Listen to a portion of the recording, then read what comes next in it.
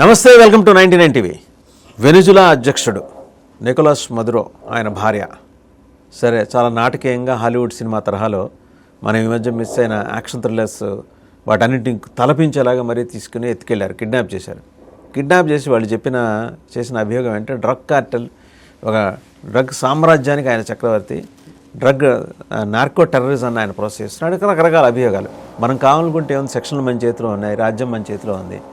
పైపించి మనం ప్రపంచ పోలీస్, మనం ఏం చెబితే అదే కాన్స్టిట్యూషను, అదే లా చేశారు. ఆయన he has pleaded his innocence in the international court of justice. ఈ అంశానికి సంబంధించి ఫర్దర్గా చోటు చేసుకోబోయే పరిణామాలు ఎలా ఉంటాయనే దాని మీద geopolitical affairs expert senior journalist Suresh Kocherla garu మనకి సమగ్ర విశ్లేషణ అందిస్తారు. నమస్తే సురేష్ జీ. నమస్కారం మాధవ్. సో ఆయనని తీసుకెళ్ళి కోర్టులో ప్రవేశపెట్టారు సార్. నిన్న రాత్రి మాట్లాడాడు ఆయన, మన భారత కాలం ప్రకారం నిన్న రాత్రి, వాళ్ళ సమయం మరి బహుశా ఉదయం ఉండొచ్చు. ఆయన హీ హాజ్ ప్లీడెడ్ ఇన్నోసెన్స్, నేనేమి కాదు, నేను దోషిని కాదు, ఇందులో నిందితుడిని కాదు, దోషిని కాదు, రెండూ చెప్పాడు ఆయన స్పష్టంగా. కొంచెం గంభీరంగానే మాట్లాడాడు. అదే ఇది ఏమవుతుందంటే ఇంటర్నేషనల్ చట్టాల ప్రకారం చేశారా అని ఒక పెద్ద డిస్ప్యూట్ ఉంది, ఇప్పుడు ఆల్రెడీ నడుస్తుంది. కానీ ఇది ఫస్ట్ టైం కాదు యూఎస్ చేసింది, దీనికన్నా ముందు కూడా చాలాసార్లు ఇట్లాంటి పనులు చేశారు. కిడ్నాప్ చేసి తీసుకెళ్ళి ఆర్టేగా కానీ మిగతా హెడ్స్ ఆఫ్ స్టేట్ని ఇట్లానే కిడ్నాప్ చేసుకున్నారు. మడురో ఒక డ్రగ్ కార్టెల్ చీఫ్ అంటే కరెక్టే, దాంట్లో డౌట్ లేదు. ఆయన కన్నా ముందు హూగో షావేజ్ అని ఉండే, ఈయన గురువు ఆయన కూడా ఇదే పని ఉండే అక్కడ. ఇన్ఫ్యాక్ట్ లాటిన్ అమెరికాలో చాలా దేశాల్లో ఈ డ్రగ్ ప్రాబ్లం ఉంది, మనకు తెలిసిందే. ఆల్రెడీ యూఎస్ మెక్సికోని దీనికన్నా ముందు శాంక్షన్స్ పెట్టారు మెక్సికో మీద. మీరు మీ వైపు నుంచి డ్రగ్స్ మా బార్డర్ వైపు పంపిస్తున్నారు, ఇల్లీగల్స్ని పంపిస్తున్నారు. కొలంబియా మీద ఆంక్షలు విధించారు, మీరు అక్కడున్న మీ క్రిమినల్స్ని అన్ని జైళ్ళని ఖాళీ చేయించేసి క్రిమినల్స్ అంతా యూఎస్ పంపించారని చెప్పి. ఇన్ఫ్యాక్ట్ కొలంబియా వెనిజువేలా కన్నా పెద్ద డ్రగ్ ప్రాబ్లం అక్కడ పెద్ద మాఫియా, మొత్తం ఆర్మీ ఉంది అక్కడ వాళ్ళ దగ్గర. మాఫియాకే ఆర్మీ ఉంది, వాళ్ళు కంప్లీట్ దేశం వాళ్ళే నడిపిస్తారన్నమాట. సో మీరు లాటిన్ అమెరికా చూస్తే ఒక లెఫ్టిస్ట్ ఉండే, చాలా మటుకు 50 సంవత్సరాలు 60 సంవత్సరాల ముందు ఒక లెఫ్టిస్ట్ డెన్ ఉండే. అక్కడ చాలా మటుకు మారిపోయారు. ఇప్పుడు మనకు ఫిడెల్ కాస్ట్రో, దాని తర్వాత మీరు ఇప్పుడున్న ఎక్వెడార్ కానీ షిలీ కానీ అండ్ పినోషే అక్కడ ఉండే డిక్టేటర్ ఉండే ఆయన, ఇప్పుడు లేడు ఆయన. So these kind of people అప్పుడు ఉన్నారు అప్పుడు కూడా. కానీ ఇప్పుడు ప్రిన్సిపల్ ప్రాబ్లం ఎక్కడ మొదలైందంటే ప్రెసిడెంట్ ట్రంప్ ఫస్ట్ టర్మ్లోనే చెప్పారు నేను మీరు వేసుకుంటా అని చెప్పేసి, కానీ అప్పుడు జరగలేదు, ఆయనతో కాలేదు. ఇతను కూడా కవించాడు కదా సార్, వీడియోలు చేసి మళ్ళీ నేను చూసుకుంటాలే నిన్నని చెప్పేసి. అది టిపికల్ ఒక డిక్టేటర్. సో ఏదో ఈయన మడురో ఏమో మహాత్మా కాదు, ఆయన దానికన్నా పెద్ద ఒక కిలాడితో ఆడుకున్నారనమాట. ఇప్పుడు జరిగింది ప్రాబ్లం ఎక్కడ వచ్చిందంటే వాజ్వాన్ గారు, ఈ వెనిజువేలా దగ్గర 330 బిలియన్ బ్యారెల్స్ ఆయిల్ ఉంది ఇప్పుడు కూడా. అంటే నెక్స్ట్ ఒక 500 సంవత్సరాలన్న మినిమం, 800 అంటున్నాక నేను 500 తీసుకుంటాను మరి. అంత తక్కువ 500 ఇయర్స్ మినిమం వాళ్ళ దగ్గర ఆయిల్ ఉంటుంది, రిజర్వ్స్ ఉంటాయి. అంటే they are the largest oil holder in the world అనమాట. అంటే ఆయిల్ డిపాజిట్స్ ఉన్నది. సౌదీ అరేబియా కాదు, యుఎస్ కాదు. Saudi Arabia is the number 1 producer and US also is big producer. కానీ వెనిజువేలా ప్రాబ్లం ఎక్కడ వచ్చిందంటే హ్యూగో షావెజ్ కన్నా ముందు కూడా ఉన్న గవర్నమెంట్లు అమెరికన్ కంపెనీస్ని పిలిపించుకొని మీరు ఎక్స్ప్లోర్ చేయండి అని చెప్తే వాళ్ళు డ్రిల్లింగ్ స్టార్ట్ చేశారు. డ్రిల్లింగ్ అనేది చాలా రిస్కీ బిజినెస్. మీరు 10 వెల్ డ్రిల్ చేస్తే దాంట్లో 2 ఆయిల్ ప్రెసెన్స్ ఉంటుంది. మీరు మొత్తం టెస్టింగ్ చేసినాక ఒక వెల్లో ఆయిల్ దొరుకుతుంది, అది కూడా గ్యారంటీ లేదు, జస్ట్ ట్రయల్ అండ్ ఎర్రర్ అంతే. పెట్టుబడి చాలా ఉంటుంది, ఇట్ విల్ బీన్ బిలియన్స్. అప్పుడు ఆ టైంలో షెవ్రాన్ కానీ ఎక్సాన్ మొబైల్ ఇట్లాంటి యూఎస్ కంపెనీస్ అక్కడ వెళ్ళి చాలా మటుకు పెట్టుబడి పెట్టి ఆయిల్ వెల్స్ కనిపించి వాళ్ళు డ్రిల్లింగ్ మొదలుపెట్టి ఆయిల్ తీశారు, బయటికి క్రూడ్ ఆయిల్ తీశారు. అది particular type of crude oil, heavy అంటారు దాన్ని, కొంచెం టఫ్గా ఉంటుంది, డాంబర్ లాగా ఉంటుంది అది. ఇప్పుడు జరిగింది ఏంటంటే ఈ ఆయిల్ వెల్స్ అంతా ఒక పైప్ వెళ్ళిపోయిన తర్వాత ఇప్పుడు యూఎస్ కంపెనీస్ పంపిస్తూ అంటున్నారు ట్రంప్ మళ్ళీ. అంటే ఎవరెవరికి లాస్ అయింది అప్పుడు వాళ్ళని తల చూసుకుని, దీని నడిమిట్లో మనం కూడా ఉన్నాం. మన వైపు నుంచి ఓఎన్జీసీ విదేశ్ అని చెప్పే కంపెనీ అక్కడ $1 బిలియన్ పెట్టి మనం కూడా డ్రిల్లింగ్ చేసాం. తర్వాత అది ఒక ప్రాబ్లంలో పడిపోయింది, ఎందుకంటే ఈ శాంక్షన్స్ వచ్చింది. దాని తర్వాత మనం ఆయిల్ బయటికి తీసుకురాలేకపోయాము, మన డబ్బులు కూడా బ్లాక్ అప్ అయిపోయింది. అది బహుశా ఇప్పుడు యూఎస్ వచ్చిన తర్వాత వాళ్ళు నడిపిస్తూ అంటున్నారు కదా. కానీ బిగ్గర్ ఎథికల్ క్వశ్చన్ ఏంటంటే మీరు చేసింది కరెక్టా కాదా అని. ఒక ఇండిపెండెంట్ కంట్రీ, సరే ఆయన డిక్టేటర్ ఉండొచ్చు, ఆయన ఏదైనా ఉండొచ్చు, మీరు అక్కడ వెళ్ళి కిడ్నాప్ చేయడం ఏంటి, తీసుకురావడం ఏంటి? రేపు మీరు ఏ దేశంతోనైనా చేయొచ్చు కదా ఇది. అవును. ఓకే, అంటే మీ స్ట్రెంగ్త్, స్వామి వివేకానంద చెప్పినట్లు స్ట్రెంగ్త్ రెస్పెక్ట్ చేస్తారు. స్ట్రెంగ్త్ ఉన్నప్పుడే అది వాడుకుంటారు. ఇది మన మహాభారతాలు కూడా చెప్పారు స్ట్రెంగ్త్ గురించి. కానీ ఆ స్ట్రెంగ్త్ ఎట్లా వాడుకుంటారో అది ఇంకోటి ఉంటుంది. సో ప్రెసిడెంట్ ట్రంప్ ఇంట్లో దీని పెద్ద ఈజ్ అ ట్రాఫికర్, దాన్ని బట్టి ఆయుధాలు కొనుక్కుంటున్నాడు, దాన్ని బట్టి ఆయన డబ్బులు సంపాదించుకుంటున్నాడు అని చెప్పి ఆయన మీద ఉన్న ఒక నిఘా ఉండే. దాన్ని ఒక ఎయిర్క్రాఫ్ట్ క్యారియర్ తీసుకొచ్చి పక్కన పెట్టి క్యారిబియన్లో దాని తర్వాత 10 డెస్ట్రాయర్లు అది ఇది మొత్తం ఆర్మాడా తీసుకొచ్చేసారు US army, air force and navy. దాని తర్వాత మనకు తెలిసి ఏం జరిగింది అనేది. ఆయన చుట్టుపక్కల ఉన్న బాడీ గార్డ్స్ అందరూ క్యూబన్స్, వాళ్ళు వెనిజువేలన్స్. అది అట్టే ఉంటుంది. ఎప్పుడు ఒక రాజు ఉన్నప్పుడు వాడికి డౌట్ ఉంటుంది, నా ప్రజల మీద నన్ను పెట్టుకుంటే నా మీద వీళ్ళు తుపాకీ తీసుకొని కాల్చేస్తారు అని చెప్పేసి. బట్ దేర్ ఇస్ పాసిబిలిటీ అవతల నుంచి కూడా ఉండొచ్చు కదా. ఇప్పుడు మన దగ్గర నిజాం ఉండే ఇక్కడ హైదరాబాద్లో. నిజాంకి ఇక్కడున్న లోకల్ వాళ్ళ మీద అసలు భరోసా లేకుండే. అందుకని పంజాబ్ నుంచి పిలిపించు కాదు, ఆఫ్రికా నుంచి ఆఫ్రికన్ క్యావెలరీ గార్డ్స్ అని చెప్పి ఆఫ్రికా నుంచి తీసుకొచ్చి ఆయన బాడీ గార్డ్స్గా ఉంచుకున్నారు ఇక్కడ. ఇప్పుడు వాడే కదా సార్ అబ్సీ కూడా ఏరియాలో ఉండేది. ఇక్కడ మాసప్ ట్యాంక్ ఏసీ గార్డ్స్ అంటారు దాన్ని. ఏసీ. ఇప్పుడు వాళ్ళు బర్కస్ వైపు వెళ్ళిపోయారు. అక్కడ ఆఫ్రికన్ క్యావెలరీ గార్డ్, దానికి ఏసీ గార్డ్స్ అని చెప్పి హైదరాబాద్లో పేరు వచ్చింది అనమాట ఆ ఏరియాకి మాసప్ ట్యాంక్ తర్వాత. అంటే ఈ బాడీ గార్డ్స్ 30 మందిని చంపేశారు ఇప్పుడు యుఎస్ ఫోర్సెస్. దాని వాళ్ళ కోసం క్యూబాలో 2 రోజులు మౌనింగ్ నడుస్తుంది. నాట్ ఫ్రమ్ మదూరో, ఆయన పట్టుకుపోయారు, మౌనింగ్ అక్కర్లేదు, వాళ్ళకి సంబంధం లేదు. ఈ 32 మందిని చంపిన దానికి క్యూబా ఇప్పుడు ఒక మౌనింగ్ పాటిస్తున్నారు, 2 డే మౌనింగ్. బహుశా నెక్స్ట్ కంట్రీ క్యూబా ఉండొచ్చు, ఇరాన్ కూడా ఉండొచ్చు. దానికోసం ఇరానియన్ ప్రెసిడెంట్ చాలా సాఫ్ట్గా మాట్లాడుతున్నారు. ఖమనీ ఆయన ఎక్కడున్నాడో తెలియదు, ఇప్పుడు ఆయన కనిపించట్లేదు కొన్ని రోజుల నుంచి. ఆయన కూడా ఏదో ఇచ్చారంట స్టేట్మెంట్, అక్కడ జరుగుతున్న ప్రాబ్లమ్స్, అక్కడున్న రియల్ వాల్యూ. ఆయన ఉన్నాడా సార్? అది డౌట్. వాళ్ళ దగ్గర సిస్టమ్ ఉంది, వాజ్జవన్ గారు, సిస్టమ్ నడుస్తూనే ఉంటుంది. వాళ్ళు ఉన్నారా లేదా అని చూడాలి. ఆ పేరుతో సిస్టమ్ నడుస్తుంది అక్కడ. ఆయన ఉన్నారులే అని చెప్పి అంతే కదా. ఇప్పుడు మన పాత సోవియట్ సిస్టంలో చూసాము, లెనిన్ కానీ స్టాలిన్ కానీ వీళ్ళందరూ చనిపోయిన తర్వాత నెల తర్వాత కూడా అనౌన్స్ చేయలేదు. అందరు ఏమన్నారు, ఆయన ఉన్నారు అనుకున్నారు. అప్పుడు కూడా నెల తర్వాత అంతే. బ్రెజ్నెవ్ వీళ్ళందరూ అంతే సంగతి. సో ఎందుకంటే సిస్టమ్ స్టెబిలైజ్ కావాలి. మావ్ కూడా అదే జరిగింది చైనాలో. So same thing with north Korean president, ఆయన చనిపోతే కూడా అక్కడ కూడా అదే ఫిలాసఫీ అన్నట్టు. సో లాటిన్ అమెరికన్ స్టేట్స్లో ఇప్పుడు ప్రెసిడెంట్ ట్రంప్ ఏమంటున్నారంటే వెస్టర్న్ హెమిస్ఫియర్కి మీరు రాకండి, ఇది మా ఇలాకా, మేము ఆడుకుంటాం ఇక్కడ, బయట వాళ్ళు ఇక్కడ రాకూడదు. ఇరాన్ ఎక్కడండి వెస్టర్న్ హెమిస్ఫియర్లో వస్తుందా? రాదు కదా, అది వెస్ట్ ఏషియా అది. So it's different ball game altogether. కానీ వీళ్ళు చేసే గొడవ ఇది ఇప్పుడు. సో దీనికి ఇప్పుడు ఏం చేయబోతున్నారంటే నెక్స్ట్ స్టెప్గా మేము నడిపిస్తాం వెనిజువేలా అంటున్నారు. వీ విల్ రన్ వెనిజువేలా అంటే నేను చూసాను వాళ్ళు పొద్దున సోషల్ మీడియాలో ఎవడో దాని నడిమిట్లో తీసుకొచ్చి అయి పెట్టేశాడు, వీల్ రూయిన్ వెనిజువేలా అని. ఒక దేశం నడిపించడం అంటే అంత ఈజీ కాదు. ప్రాబ్లం ఎక్కడ ఉందంటే ప్రెసిడెంట్ ట్రంప్ క్యాబినెట్లోనే చాలామంది are from Latin America. Marco Rubio is ex this one Cuba, is a Cuban. ఆయనకి ఫిడెల్ క్యాస్ట్రో అంటే అస్సలు పడదు అప్పటి నుంచి, చిన్నప్పటి నుంచి. ఇప్పుడు ఆ కోపం ఉందిలో. ఆయన చేసిన దానికి చాలా మటుకు ప్రెసిడెంట్ ట్రంప్ని ప్రొవోక్ చేసింది మార్కో రూబియో. చేయాలి వెనిజువేలా మీద చేయాలి, చర్య తీసుకోవాలి, అది ఇది అని చెప్పి. ఎప్పుడో గొడవ ఉండే వీళ్ళు నడిమిట్లో. దానికన్నా ముందు కొలంబియన్ ప్రెసిడెంట్ పట్టుకోండి, ఆయన దానికన్నా పెద్ద కిలాడి, ఆయన్ని ముట్టట్లేదు. ఇప్పుడు ప్రాబ్లం ఎక్కడ వచ్చిందంటే అక్కడ పెట్టుబడి పెట్టిన వాళ్ళు చాలామంది ఇరుక్కుపోయారు. China specially. China Venezuelan oil #1 purchaser ఉండే ఇప్పుడు దాకా.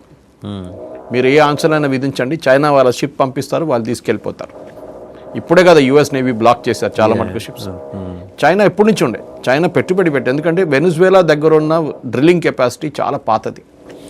ఎప్పటి నుంచో 40-50 సంవత్సరాల ముందు పెట్టిన డ్రిల్లింగ్ ఫెసిలిటీతో ఇప్పుడు నడవదు.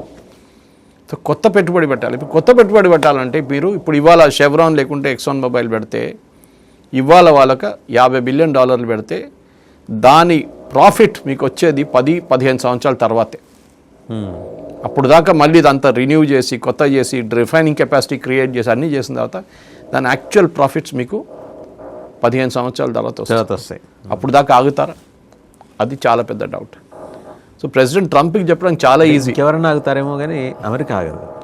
అమెరికాకి చాలా భయం. ఎందుకంటే రేపు సరే ఇట్లాంటి చైనా గేమ్ ఆడతారు చూడండి. చైనా ఏం చేస్తారు, బెల్ట్ అండ్ రోడ్ ఇనిషియేటివ్ అని చెప్పి రోడ్లు వేస్తారు, డబ్బులు ఇస్తారు, ఆ డబ్బులు వీళ్ళు ఇవ్వలేకపోతే గుంజుకుంటారు, వసూలు చేసుకుంటారు. టిపికల్ మన మనీ లెండింగ్ పాలసీ లాగా. మా దగ్గర కేరళలో బ్లేడ్ కంపెనీ అంటారు వీళ్ళని. సో అట్లనే ఉంటుంది వీళ్ళ ఫిలాసఫీ కూడా ప్రెసిడెంట్ ట్రంప్. ఇప్పుడు జరుగుతున్న దాంట్లో నెక్స్ట్ 1 వీక్ 10 డేస్లో చాలా క్రూషియల్. ఎందుకంటే ఒకటి, ఈయన కోర్టులో ప్రొడ్యూస్ చేశారు మీరు చెప్పినట్లు, ఆయన చెప్పారు ఐఎమ్ నాట్ గిల్టీ, వాళ్ళ వైఫ్ కూడా చెప్పారు ఐఎమ్ నాట్ గిల్టీ, అది చెప్తారులే వాళ్ళు. కానీ లీగల్గా ఆర్గ్యూ చేసి ప్రాసిక్యూట్ చేయడానికి చాలా కష్టం. మీ దగ్గర ఎవిడెన్స్ ఉండాలి that he has benefited from it. అది యుఎస్ జస్టిస్ సిస్టమ్కి వచ్చినప్పుడు అక్కడ చాలా పెద్ద ప్రాబ్లం రాబోతుంది.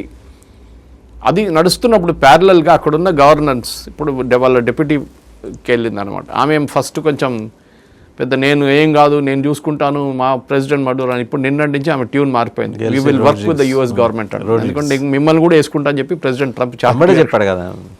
ఆమె కొంచెం సర్దుపడింది. ఇప్పుడు ఆమె మాట్లాడుతుంది సెన్సిబుల్గా, మంచిదే for Venezuela, that is good. చేసింది కరెక్టో కాదో అనేది ఇంకో క్వశ్చన్ వాసుదేవన్ గారు.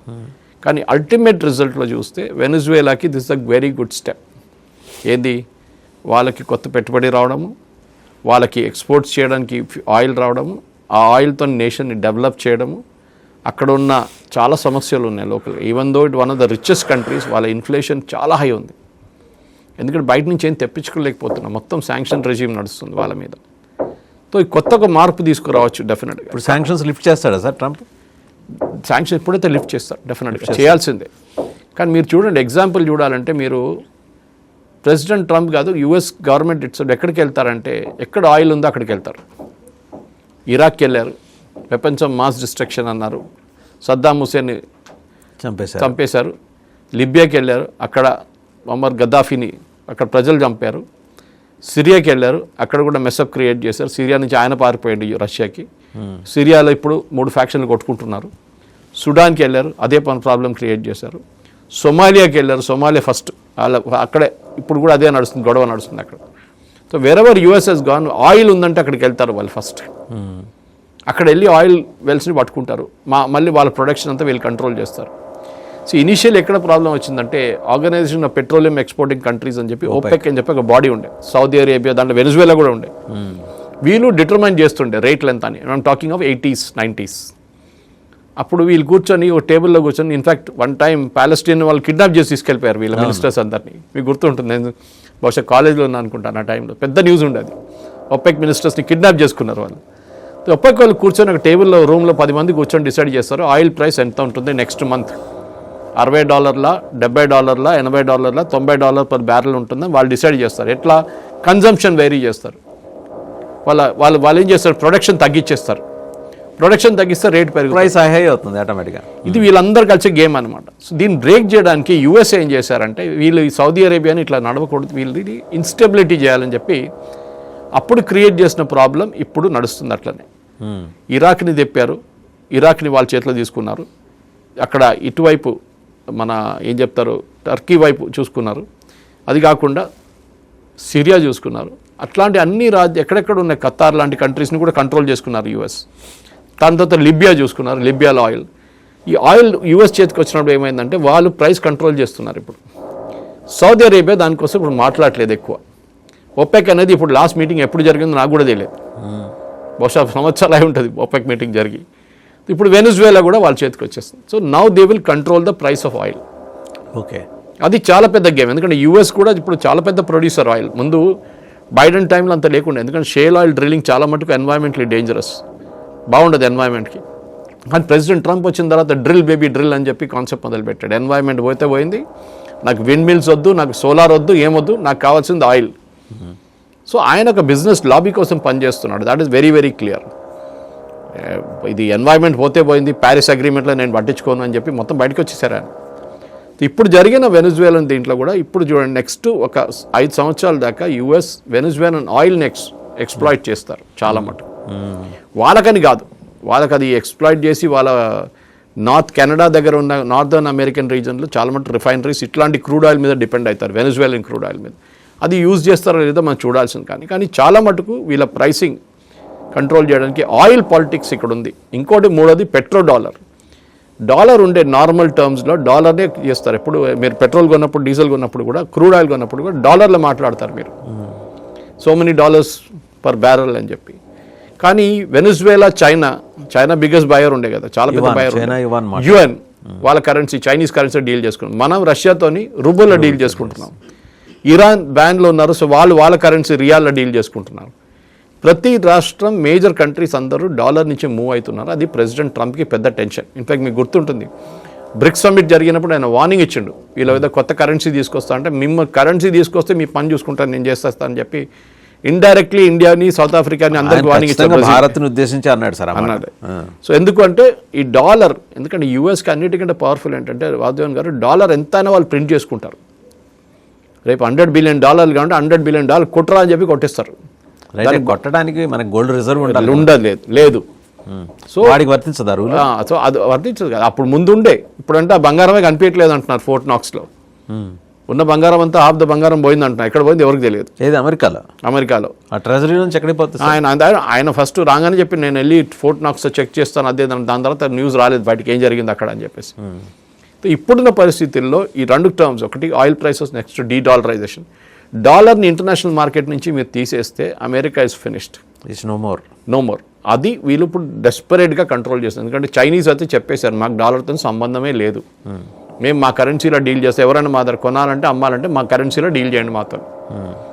భారతదేశం ఇరాన్తో చేసుకున్నారు, కొన్ని రోజులు రూపీ ట్రేడ్ చేసుకున్నారు, రియల్ ట్రేడ్ చేసుకున్నారు, మళ్ళీ బార్టర్ చేశారు. రష్యాతో రూబుల్లో చేసుకుంటున్నాం, రూపీ పేమెంట్స్ కూడా చేస్తున్నాం మనం. ఇట్లాంటి పరిస్థితుల్లో రేపు అమెరికాకి అన్నిటికంటే పెద్ద థ్రెట్ డాలర్ టర్మ్స్. ఈ డాలర్ మునిగిందనుకోండి, అమెరికా కూడా దాంతో పోతుంది. ఇది పెద్ద థ్రెట్. దానికోసం ఈ యొక్క గేమ్. ఇప్పుడు హైపోథెటికల్ క్వశ్చన్ సార్, మునిగిందే అనుకుందాం, డిసింటిగ్రేట్ అవుతుంది అమెరికా లైక్ యూఎస్ఎస్ఆర్? ఎస్, డెఫినెట్గా అవుతుంది, దాంట్లో డౌట్ లేదు. ఎందుకంటే అఫ్కోర్స్ ఎకనామికలీ కాదు, దే ఆర్ వెరీ పవర్ఫుల్, అది మనం వాళ్ళని అడ్మిట్ చేయాల్సిందే. But they are the world's largest economy.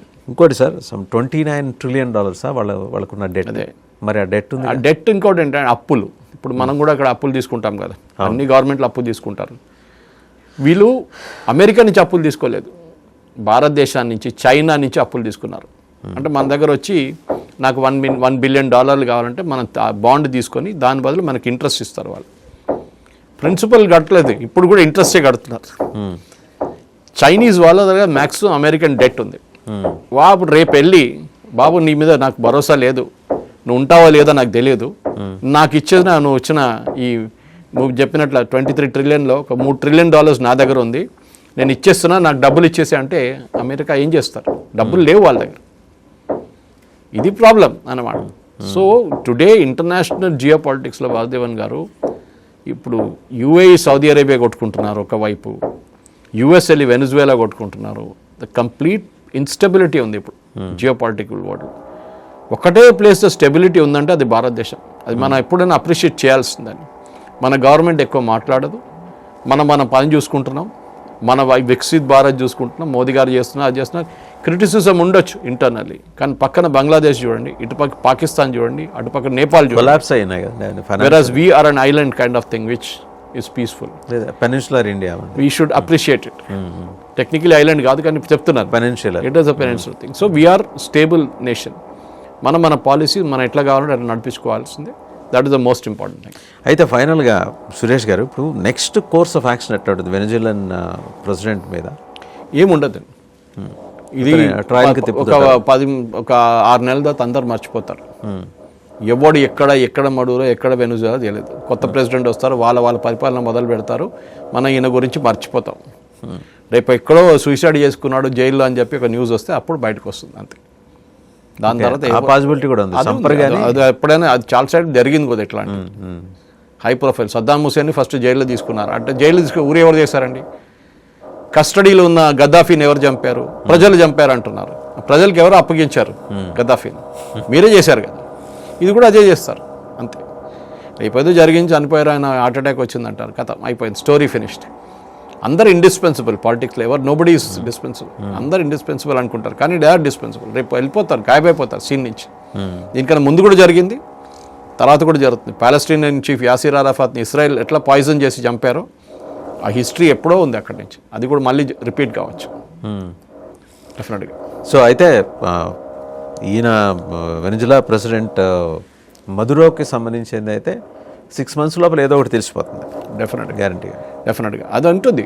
ఏదో యుఎస్ కోర్టు కూడా వాళ్ళు శిక్షిస్తే కూడా అది కూడా కావచ్చు, ఎందుకంటే ప్రెసిడెంట్ అక్కడ అన్ని పొలిటికల్ అపాయింట్మెంట్స్ జడ్జెస్, జడ్జిలందరూ మనలాగా కొలీజియమ్స్ కాదు కదా, పొలిటికల్ అపాయింట్మెంట్స్. ఒక 175 సంవత్సరాలు జైలు శిక్ష విధించవచ్చు, అలాంటి ప్రాబ్లం ఉండదు. Nothing surprising, it will happen.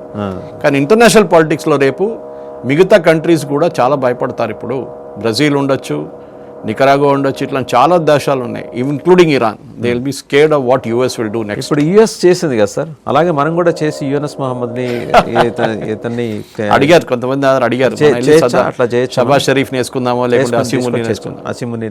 అప్పుడు అంటే తప్పట్టారు, అట్లా చేయకూడదు, ఇంటర్నేషనల్ నామ్స్ మీరు వైలేట్ చేస్తున్నారు. అంటే వాడికి తప్పించి మిగిలిన వాళ్ళకి international one law for me, one law for others అన్నమాట. ఇది వాళ్ళ ఇప్పటి నుంచి ఉంది. అది మీ చట్టం మాకు కాదు, మా చట్టం అలా, అదే వాళ్ళ రూల్ అన్నమాట US.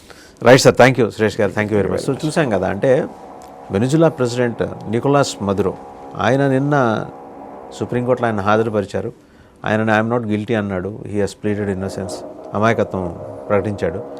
No doubt drug cartel chief అయితే అయి ఉండొచ్చు కాక, కానీ ఒక దేశ ఆంతరిక వ్యవహారాల్లో జొరపడి అమెరికా చేసిన ఈ దుర్మార్గపు ప్రయత్నం వల్ల మిగిలిన లాటిన్ దేశాలు భయపడుతున్నాయి. నెక్స్ట్ క్యూబా ఉందా, కొలంబియా ఉందా, ఇంకెవరు బ్రెజిల్ ఉందా, అర్థం కావట్లా.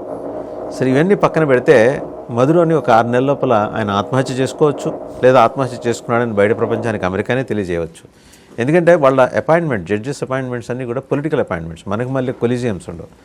సో అందువల్ల అంతిమంగా దేశాధ్యక్షుడు లేకపోతే ఆ దేశాధ్యక్షుడి వెనకాల పనిచేసే 17 నిఘా సంస్థలు ఏం చెబుతాయో అదే అక్కడ జరగబోతోంది. అండ్ ఇవన్నీ పక్కన పెడితే అదర్ సైడ్ ద కాయిన్ వేరే పార్శ్వం ఏంటంటే, ఆంక్షలు ఎత్తేసారు కాబట్టి అక్కడ వ్యాపారం మళ్ళీ మొదలవుతుంది. మన ఇరుక్కుపోయిన మన $1 బిలియన్ సంగతి కూడా ఒక్కొలికొచ్చే అవకాశం ఉంది. Thank you very much sir. Thank you.